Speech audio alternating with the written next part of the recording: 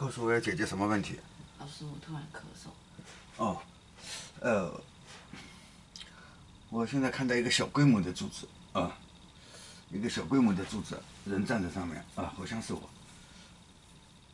好像是我。这么说来就是在传信息嘛，好像是我。后面，因为外星人帮我们打好了基础了，注释后面注释就很顺，再加上那个后仰部队啊，就是后来又来了那些智能飞行物，一直在空中，时不时的在空中盘旋的，像那个多转似的啊，所以我们推进什么议程呢，都很顺利，很顺利。对于大臣前面安排好了，后来交给我们的这个做起来很顺利，很顺利。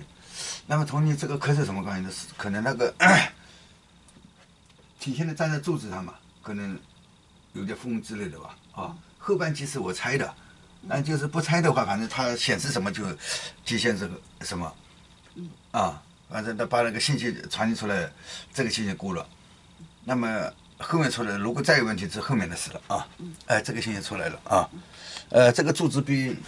前面看到的小，也就是说大小的事情都很顺利往前推进。顺利的原因是那个大臣已经给我们打好基础，打好基础的同时又来了增援部队，这智能飞行还在空中